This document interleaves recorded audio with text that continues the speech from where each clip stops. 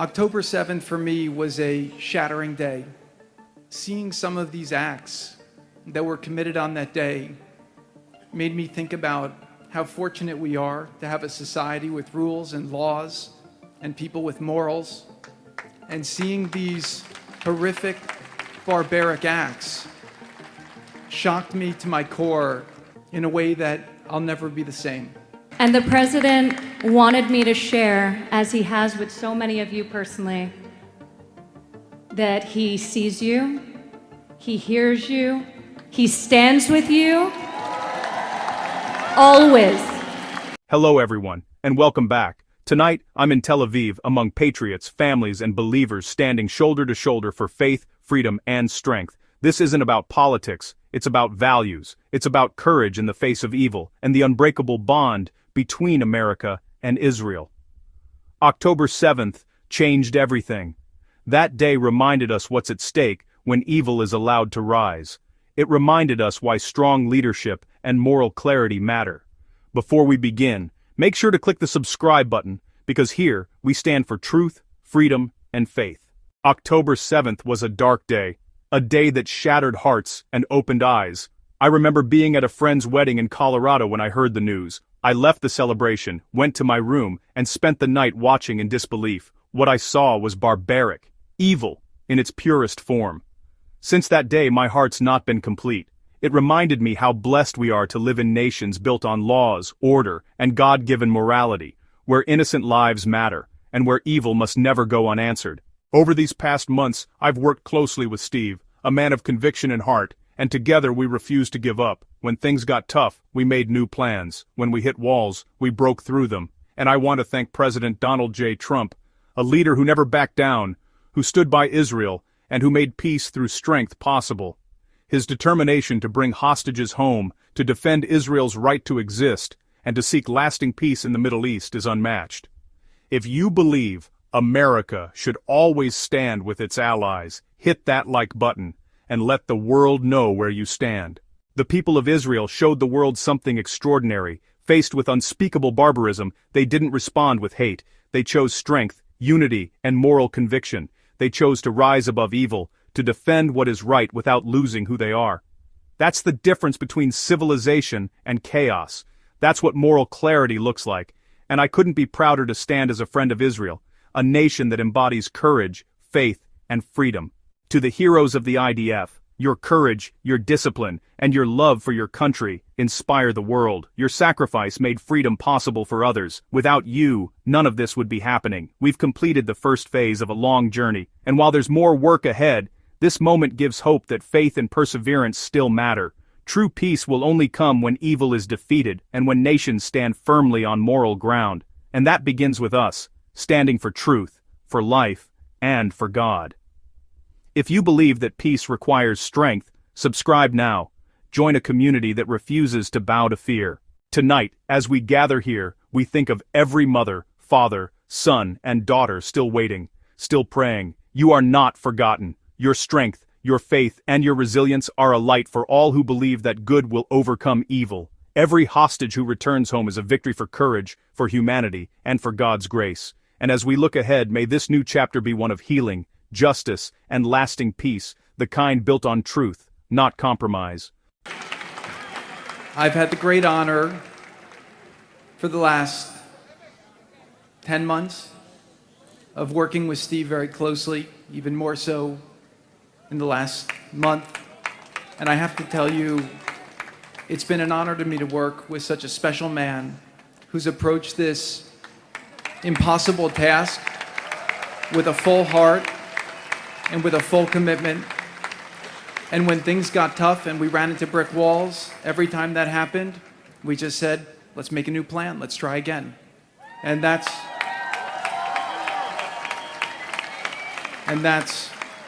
what being partners with Steve was like. And I also have to say, working with President Trump on this, his commitment to seeing peace, to seeing the hostages return home, to seeing Israel secure and safe, and to seeing the entire Middle East stable and thriving is unmatched. Thank you.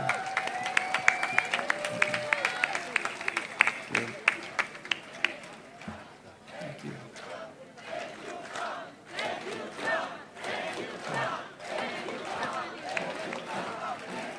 That's right. Thank you, President Trump, for the amazing job you did and for your commitment to bring this horrible conflict to an end. October 7th for me was a shattering day. My wife and I were at a friend's wedding in Colorado, and I remember hearing the news, and I just went to the hotel room, and I was looking at videos and trying to speak to whoever I could to get information, and I just stayed there all night, and I cried. Seeing some of these acts that were committed on that day made me think about how fortunate we are to have a society with rules and laws and people with morals.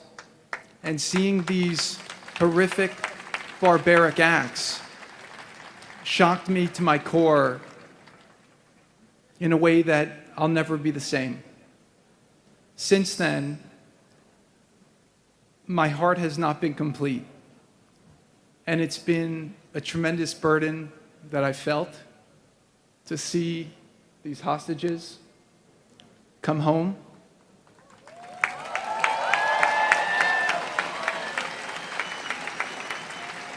To see their families get the closure they deserve and to end this nightmare. And also to see the suffering end for the people in Gaza, who, for most of them, were experiencing this through no fault of their own, other than being born into a situation that was horrific.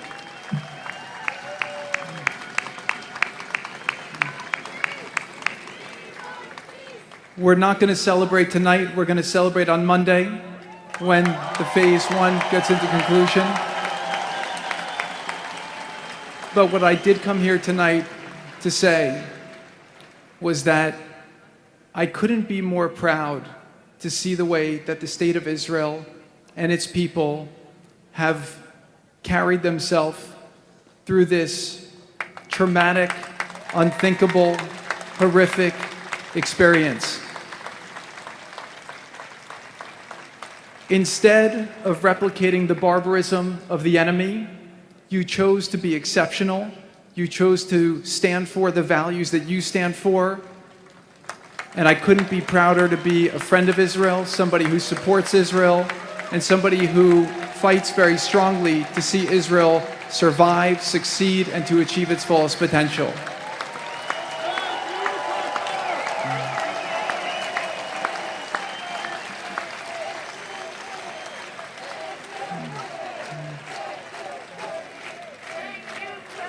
Thank you.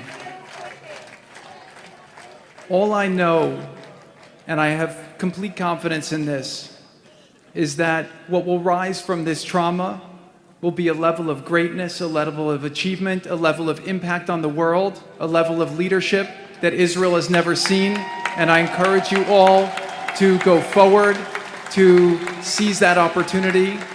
And as we close this chapter, let's learn from the challenges and the pain of the last few years, and let's do our best to make Israel, to make the region, to make the world as peaceful, to build bridges of understanding, to eliminate hatred in ourselves, hatred for others, and to really lead with love and understanding. So I thank you all for the tremendous commitment you've all shown, for the support that you have given to these amazing families through such a horrific time. And just the final thing is, I just want to thank the amazing soldiers of the IDF.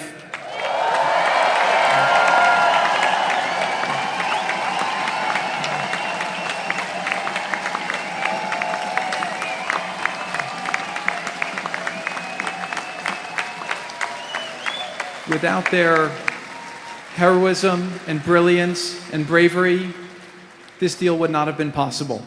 So really want to give a big tribute to them. So God willing, we've accomplished the first phase. It's been very, very rocky. Steve and I will one day tell the stories. They'll make you laugh. They'll make you cry. It was crazy.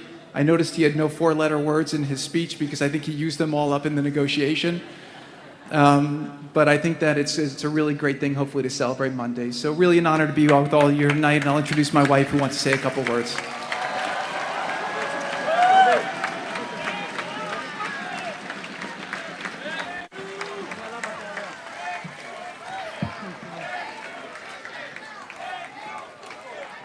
Thank you, Kushner. And thank you, Steve. And thank you, President Trump.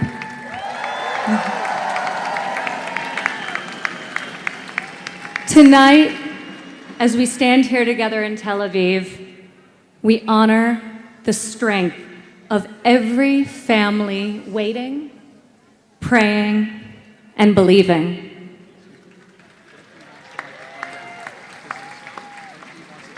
Over the last 2 years, the President, myself, Steve, Jared, and so many of others have met these incredible people, and I am in awe by their strength and conviction in spite of such suffering.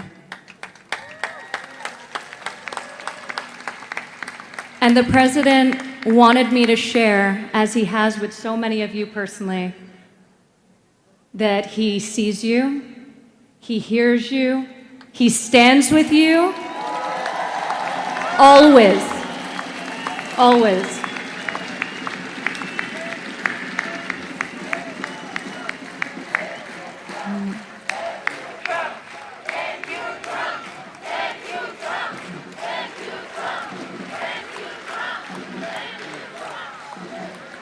The return of each hostage is not only a moment of homecoming and relief, it's a triumph of faith, of courage, and of our shared humanity.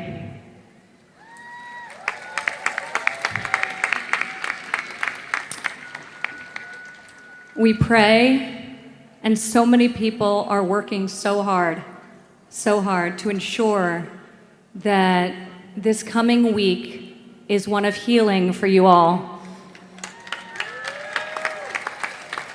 One of healing as we begin and embark on the next chapter, which, God willing, after far too long, will be a lasting and enduring peace. God bless you all for standing in solidarity together through this dark chapter. And we're all praying for Monday and beyond. So thank you. Tonight isn't about politics. It's about purpose. It's about the strength of a people who refuse to surrender and the faith of a nation that will never fall. God bless the families waiting for their loved ones. God bless the brave soldiers of Israel. And God bless America for standing on the side of freedom and truth. Thank you all for watching. Stay strong, stay faithful, and never lose hope. Don't forget to subscribe, and I'll see you in the next one.